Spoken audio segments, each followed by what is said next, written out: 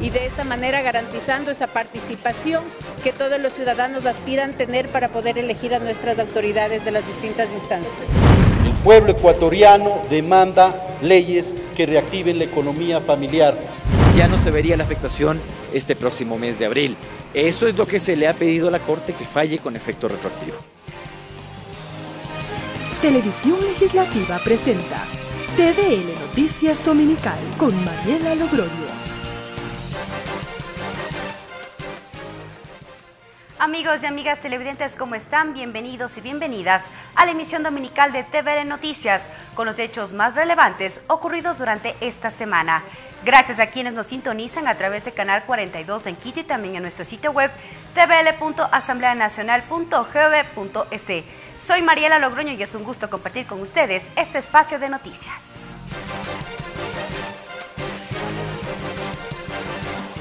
Asamblea en pleno. Con 98 votos afirmativos, el Pleno de la Asamblea Nacional aprobó el proyecto de reformas a la Ley Orgánica del Consejo de Participación Ciudadana y Control Social. El texto final incorporó entre los requisitos que los postulantes a consejeros cuenten con título de tercer nivel y se eliminó la propuesta de zonas electorales. Varias fueron las observaciones presentadas durante el segundo debate de las reformas para la elección universal de los miembros del Consejo de Participación Ciudadana y Control Social para la aplicación de la pregunta 3 del referéndum celebrado el 4 de febrero de 2018. Daniel Mendoza, presidente de la comisión ocasional que dio tratamiento a esta iniciativa, nombró algunas de las propuestas que se incorporó al documento. Con respecto a la adjudicación de escaño y mecanismos de elección a nivel nacional y también en el exterior, se lo realizará tal como se procede en la elección presidencial y asambleístas nacionales. Por otro lado, existirán 3 listas, de hombres, mujeres y pueblos y nacionalidades, así como del exterior. 3 votos serán para hombres y 3 para mujeres, según su puntuación. Si entre esos 6 no existe un representante mejor puntuado que represente a pueblos y nacionalidades o del exterior, el 7º puesto será para ellos. Se elimina del texto la posibilidad que sea el Consejo Nacional Electoral el que dicte el reglamento para la postulación de los candidatos provenientes desde el exterior. Además, se va a verificar que no se incumpla lo relacionado con el capítulo de las prohibiciones e inhabilidades de los candidatos al Consejo de Participación, entre otros temas. En realidad sería un grupo importante, pero asimismo que tienen los mejores perfiles para poder participar y candidatizarse. Y de esta manera garantizando esa participación que todos los ciudadanos aspiran tener para poder elegir a nuestras autoridades de las distintas instancias. Previo a la aprobación del texto, asambleístas de oposición plantearon sus posturas. Vicente Tayano del Movimiento Social Cristiano insistió para que se respete el mandato popular del pasado 4 de febrero, en el sentido que la integración del Consejo de Participación Ciudadana permanente responda a una elección universal y directa, libre, sin filtros ni concursos. Y obviamente no podía tener respaldo la propuesta del señor presidente de la República de que siga mediando un concurso de méritos y oposición, que seleccione un determinado número de candidatos. De su lado, Vilma Andrade de Izquierda Democrática y Roberto Gómez del Movimiento Creo presentaron sus reparos sobre la elección de los próximos consejeros a través de los distritos o regiones. Porque los distritos van a ser señalados, van a ser diseñados desde el Consejo Nacional Electoral. ¿Cómo se puede aprobar que hayan regiones sin saber cuáles son, cómo están conformadas? Con 98 votos a favor de 123 asambleístas presentes, se aprobó este proyecto de reformas en segundo debate. María Fernanda Medina, TVL Noticias. Tras su aprobación en el Pleno de la Asamblea, las reformas a la Ley del Consejo de Participación Ciudadana y Control Social no fueron observadas por el Ejecutivo, por lo que fueron publicadas en el registro oficial. Este 23 de marzo el Ejecutivo remitió al registro oficial las reformas a la Ley de Participación Ciudadana y Control Social para la aplicación de la pregunta 3 de la consulta popular. Las modificaciones fueron aprobadas por la Asamblea Nacional el pasado 21 de marzo. Con la reforma aprobada en la consulta popular, el artículo 19 se refiere a la conformación del Consejo de Participación Ciudadana, que deberá constar de 7 integrantes principales y 7 suplentes, entre hombres y mujeres, que serán elegidos en sufragio universal, directo, libre y secreto, conforme al régimen de elecciones de acuerdo al comunicado difundido por el Gobierno Nacional. El Consejo Nacional Electoral será el organismo encargado de verificar los requisitos que deberán cumplir los hombres y mujeres que deseen integrar el Consejo de Participación Ciudadana.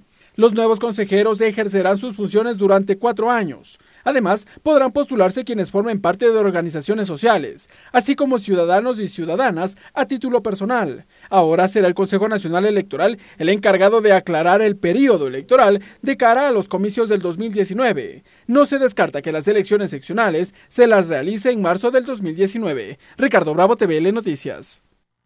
En tanto que este jueves 22 de marzo fue publicada en el registro oficial la derogatoria de la ley de plusvalía, luego que la Asamblea Nacional diera cumplimiento al mandato popular del 4 de febrero de este año.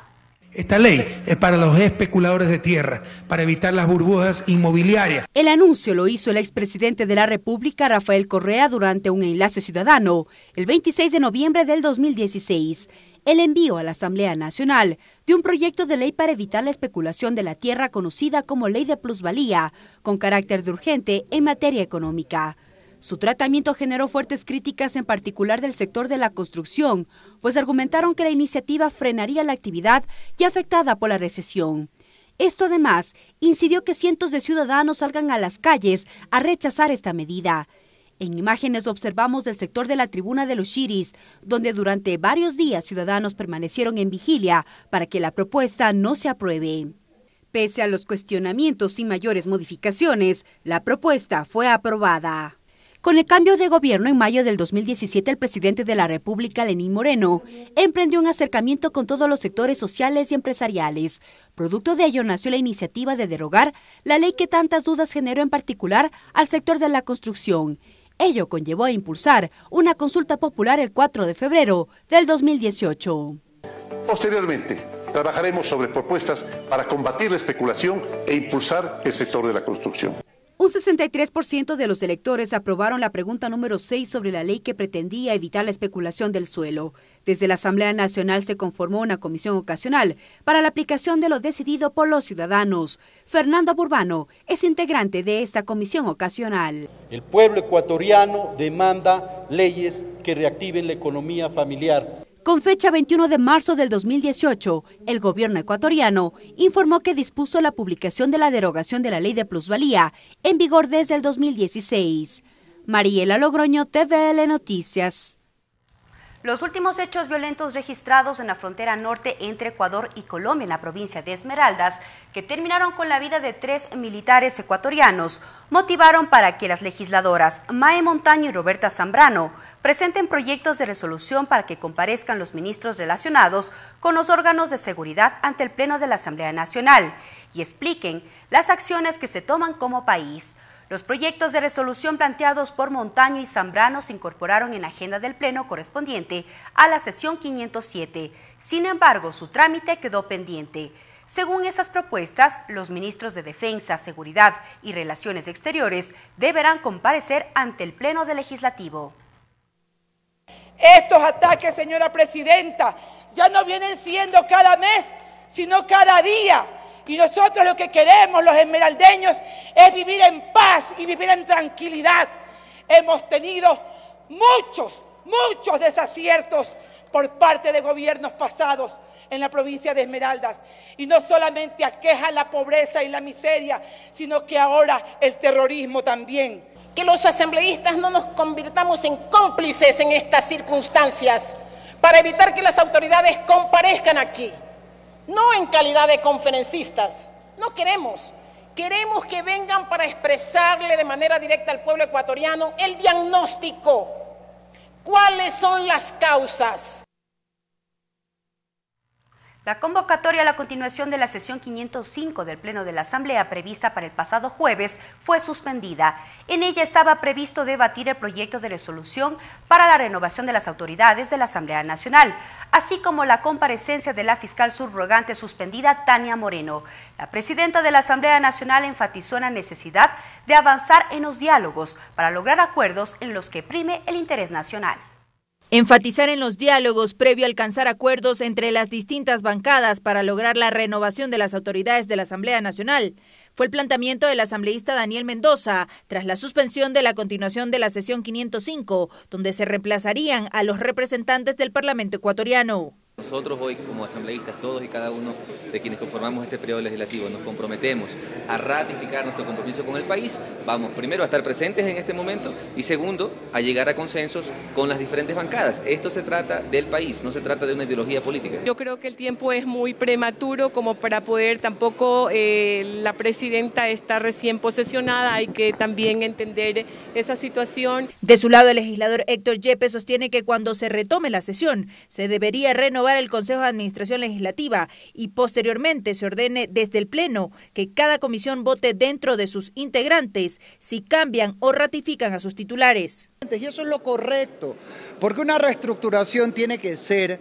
para volver eficaz el trabajo de las comisiones en beneficio de la gente, ¿no? La representante de la bancada de Integración Nacional, Encarnación Ducci, ratifica que no descartan una candidatura para una de las vicepresidencias del Legislativo. La bancada de Integración Nacional está constituida legalmente y legalmente tiene derecho a formar parte directamente en las direcciones de las comisiones y también dentro del CAL. Henry Cucalón del Partido Social Cristiano fue directo al manifestar que no darán sus votos para ninguna renovación, aunque aclaran que se debe hacer los cambios siguiendo el debido proceso. Hemos propuesto que se hagan en el mismo seno de las comisiones, que se sigan los debidos procesos y no, como quieren hacer algunos, que aprovechando el caos y la inestabilidad, pescar a río revuelto. Desde la bancada de la Revolución Ciudadana, Gabriela Rivadeneira y Doris Solís anunciaron que presentaron una medida cautelar frente a una posible renovación de las autoridades en la Asamblea Nacional. Consistía justamente en la necesidad de proteger derechos que podrían ser vulnerados al incumplir la norma constitucional. Cuando se convocó esta sesión, se convocó en base a una resolución propuesta por el asambleísta Tello, que es claramente ilegal, atentatoria a nuestros derechos constitucionales. Cabe mencionar que a través de su cuenta de Twitter, la titular del Legislativo, Elizabeth Cabeza, sostuvo: el nuevo momento político en la Asamblea Nacional demanda diálogo, es el camino. Tenemos la certeza de que primará el interés nacional. En democracia, a veces, lograr acuerdos tarda más, pero los resultados son de largo plazo. María Fernanda Medina, TVL Noticias. Sumario Legislativo. El Consejo de Administración Legislativa CAL se reunió este viernes y a continuación detallamos las decisiones adoptadas por este organismo. Tras una sesión mantenida la tarde del viernes, el Consejo de Administración Legislativa CAL ratificó a John de Mora como prosecretario general temporal de la Asamblea Nacional, tras la renuncia de Livia Rivas previo a la cesación de funciones de José Serrano a la presidencia del Legislativo. Patricio Donoso así lo confirma. Hasta que se nombre al nuevo secretario o secretaria general de la Asamblea, que debe ser, de acuerdo a la ley, nombrado por el plenario legislativo. Además, el CAL ratificó el inicio del primer receso legislativo del año desde este lunes 26 de marzo. Se negó mi petición expresa a nombre del movimiento Creo, así emitida, de que el receso legislativo se postergue. Se negó con 4 votos en contra, una abstención del vocal social cristiano y mi voto a favor de la moción que había presentado.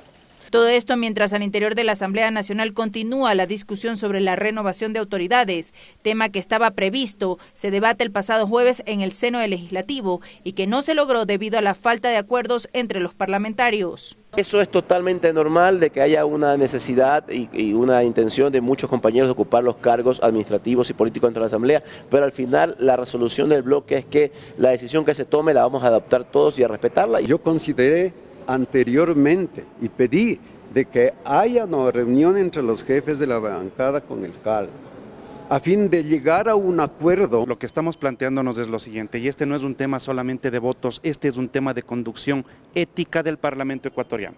Y esa conducción ética requiere tener objetivos. Los objetivos que nosotros estamos planteando para poder darles paso a la reconformación es trabajemos primero sobre una agenda legislativa. No se descarta que durante los 15 días que dure el receso legislativo, la presidenta de la Asamblea Nacional, en uso de las facultades que le otorga la Ley Orgánica de la Función Legislativa, suspende el receso y convoque a los asambleístas a periodo extraordinario de sesiones. María Fernanda Medina, TVL Noticias. Luego que el Consejo de Administración Legislativa calificara a trámite el pedido de juicio político en contra del fiscal Carlos Vaca Mancheno, la Comisión de Fiscalización deberá iniciar el trámite respectivo. La convocatoria será este día lunes 26 a las 18 horas. En los próximos días, tanto el fiscal cuanto los asambleístas interpelantes deberán presentar sus argumentos. La Comisión de Fiscalización deberá iniciar el trámite de juicio político en contra del fiscal general de la Nación este lunes 26 de marzo. La convocatoria la envió la presidenta encargada Carla Chávez y a las 18 horas deberán abocar conocimiento de la resolución del Consejo de Administración Legislativa. Se tiene que aprobar un calendario para la presentación de pruebas de descargo. La mesa legislativa tendrá aproximadamente 20 días para sustanciar el trámite. Luego de escuchar a Carlos Vaca y a los asambleístas interpelantes, deberá elaborar un informe que motive el archivo o recomiende el juicio político. Al fiscal se lo acusa de incumplimiento de funciones por haber difundido el audio de una conversación entre el asambleísta José Serrano y el excontralor Carlos Polit, sin este ser judicializado. Ese es uno de los temas centrales del juicio político, porque existe escritura pública con una declaración, escritura debidamente certificada. En la petición de juicio no se incluye el tema de la comisión del 30S ni lo relacionado a la empresa brasileña, pues esos temas serán sometidos a investigaciones. Con ello, el proceso judicial avanzará paralelamente. El trámite de juicio político lo realizará la actual Comisión de Fiscalización, pues la sesión en la que se iba a debatir la posible renovación de autoridades de la Asamblea Nacional quedó suspendida. Lorena Espinosa, TVL Noticias. Tiempo de una pausa, pero al volver más información en la emisión dominical de TVL Noticias. Regresamos con TVL Noticias Dominical luego de la siguiente pausa promocional.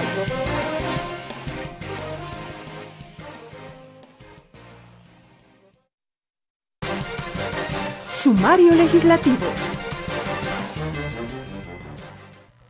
Una nueva amenaza de bomba se registró la mañana del viernes en la Asamblea Nacional. Funcionarios y asambleístas que se encontraban en las instalaciones fueron evacuados por la escolta legislativa del Parlamento, mientras que el presunto autor de la llamada que alertó de la presencia de un artefacto explosivo fue detenido. Tras una nueva amenaza de bomba que se registró este viernes por la mañana en la Asamblea Nacional, la administradora general del Legislativo, Guadalupe Esteves, junto a Santiago Salazar, coordinador jurídico, presentaron una denuncia en la Fiscalía de Pichincha para que se investiguen sobre estos hechos. Lo importante es que no se deben repetir estos hechos. Nosotros, por supuesto, cumplimos los protocolos de evacuación que determina los establecimientos de seguridad que tiene la Asamblea, pero sin embargo consideramos pertinente hacer esta denuncia porque no es justo que toda una labor que nosotros estamos emprendiendo de manera transparente se obstaculice por este tipo de atentados. Estamos dentro de una etapa de investigación previa, ¿no? La investigación previa puede durar hasta 1 año o 2 años, dependiendo de la tipificación del delito. En este caso nosotros estaríamos hablando de alrededor de 1 año hasta lo que se podría investigar, ¿no? Sobre este caso ya existe un detenido, el cual sería el presunto autor de la llamada que alertó de la presencia de un artefacto explosivo en el Parlamento. Margarita Pereira es jefa de la escolta legislativa. Lo que nos ha ayudado es que igual se recibe una segunda llamada, el 911. Eso nos sirvió de mucho porque sirvió para triangular esa llamada y para que el personal especializado se traslade al lugar en donde manifestó el 911 y procedan a la detención de un presunto sospechoso. Según Pereira, esta es la tercera amenaza de bomba en lo que va del año en la Asamblea Nacional, por lo que una vez que fue recibida la llamada de alerta, de inmediato se activaron los protocolos de evacuación y seguridad que ayudaron a la salida ágil tanto de los funcionarios legislativos cuanto de los asambleístas. Tuvimos inmediatamente la activación del personal, el desplazamiento de personal especializado, tanto del GIR, de criminalística, policía judicial, inteligencia y personal de territorio que nos ayuda a cubrir la parte externa de las inmediaciones de la Asamblea. Posterior a la evacuación se activaron además las unidades especiales del Grupo de Intervención y Rescate GIR, a cargo del teniente Alex Veloz. Hemos desplegado las unidades aquí en el interior y la parte externa de la Asamblea. Hemos realizado un chequeo visual, sistemático y técnico con la ayuda de canes detectores de sustancias explosivas, determinando que se trata de una falsa alarma. La presidenta de la Asamblea Nacional, Elizabeth Cabezas, también se pronunció sobre estos actos a través de su cuenta de Twitter. Con una nueva amenaza de bomba, se activaron todos los protocolos de seguridad para precautelar la integridad de todos los que laboramos en la Asamblea Nacional. Estos amedrentamientos intentan intimidarnos para alterar el trabajo que se desarrolla en la Asamblea. María Fernanda Medina, TVL Noticias. En otro ámbito de la información, Fabián Salazar asumió como fiscal subrogante, esto luego de que el Consejo de la Judicatura notificara a Tania Moreno con su suspensión. Entre tanto que Moreno anunció que presentará varios recursos apelando la decisión administrativa. Así ingresó Tania Moreno a la Fiscalía Provincial de Pichincha, un día después de que fuera notificada de su suspensión como fiscal subrogante por el Consejo de la Judicatura. Con esta decisión, la funcionaria deja el cargo por 90 días. Esto es una medida cautelar. Todavía yo no he sido notificada de alguna apertura ya de algún sumario administrativo, sino que indican que hay hechos graves y urgentes en la cual amerita que sea suspendida. Tania Moreno anunció que presentará una acción de protección por esta suspensión y una demanda por intimidación contra el director general del Consejo de la Judicatura, Tomás Alvear. Yo no tengo nada que ver con la política, no me manejo políticamente y por eso es que yo voy a tomar acciones concretas, pero dentro del marco constitucional y legal. Pero además, el Consejo de la Judicatura designó al fiscal Fabián Salazar para reemplazar a Moreno temporalmente. El reemplazo será a nivel provincial. Por su parte, Moreno anunció que presentará una medida cautelar. Están abiertas las investigaciones y la persona que sea designada como fiscal general subrogante debe continuar con las investigaciones toda vez que estas ya estaban avanzando. Tania Moreno se vio envuelta tras la revelación de un audio sobre una conversación entre el expresidente de la Asamblea, José Serrano, y el excontralor Carlos Polit, en donde se menciona a una supuesta amiga. Ricardo Bravo, TVL Noticias.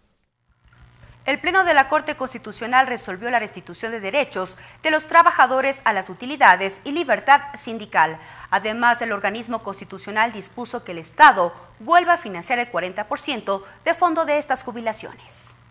El Pleno de la Corte Constitucional declaró inconstitucional el artículo 15 de la Ley Orgánica de Justicia Laboral, referente al techo de las utilidades que reciben los trabajadores del sector privado. En el 2015, la Asamblea Nacional aprobó la Ley de Justicia Laboral y Reconocimiento del Trabajo en el Hogar, que entre otros aspectos, fija un límite de 24 salarios básicos en la distribución de utilidades. Rafael Ollarte es abogado de un grupo de trabajadores del sector privado. El año pasado ya se vio la afectación para los trabajadores respecto de las utilidades. Ollarte explica que el pronunciamiento de la Corte Constitucional es de inmediata aplicación. Ya no se vería la afectación este próximo mes de abril. Eso es lo que se le ha pedido a la Corte, que falle con efecto retroactivo. Pero además, los magistrados de la Corte Constitucional resolvieron restituir el pago del 40% del Estado al Instituto Ecuatoriano de Seguridad Social para el pago de jubilaciones, cifra que también había sido modificada con la norma. Y nosotros hemos dicho claramente que las circunstancias, no las leyes, obedecen precisamente a realidades. La Corte ha hecho lo correcto, se ha demorado cerca de 2 años y medio, pero al final ha dado la razón a la lucha de miles de trabajadores. A través de su cuenta de Twitter, el presidente de la República felicitó a los trabajadores por su esfuerzo ante la demanda de inconstitucionalidad presentada en el 2015. Ricardo Bravo, TVL Noticias. La esencia de la ley. Hoy en nuestro segmento La Esencia de la Ley, junto a María Fernanda Medina, conoceremos los alcances del artículo 142 de la Ley Orgánica de la Función Legislativa respecto de las formas de votación en el Pleno de la Asamblea Nacional.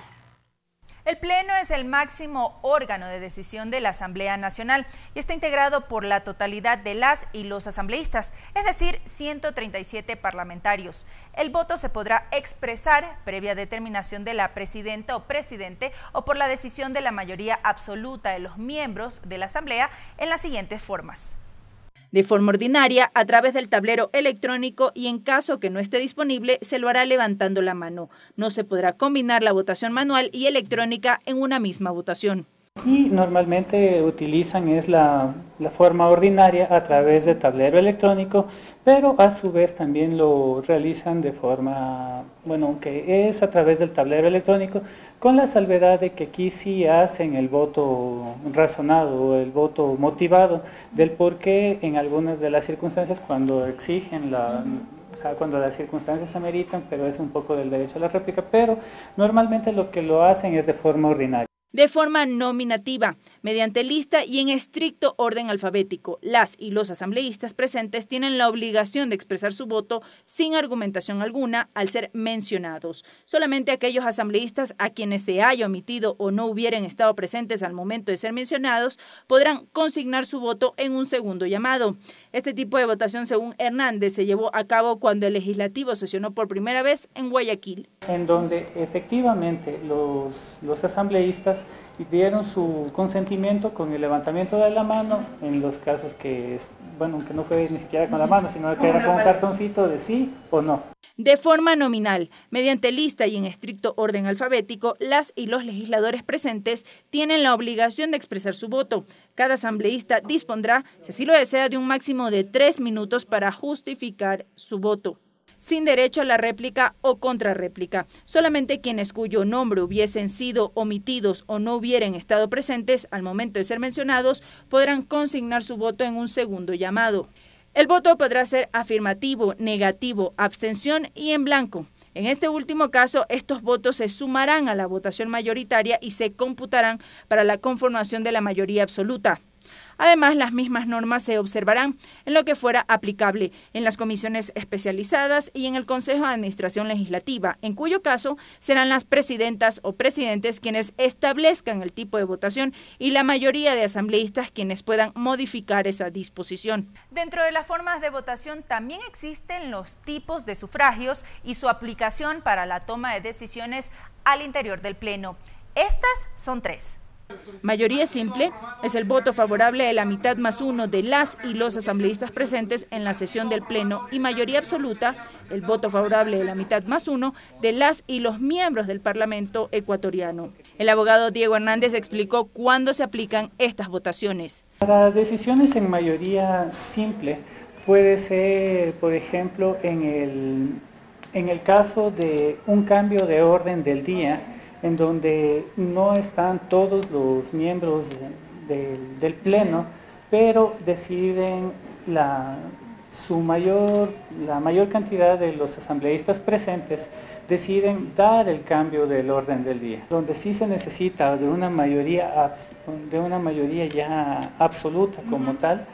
Ahí es, en cambio, cuando nosotros tratamos o se pasa al Pleno también algún proyecto de ley, en donde necesitan por ley la mitad más uno de los asambleístas del total del Pleno.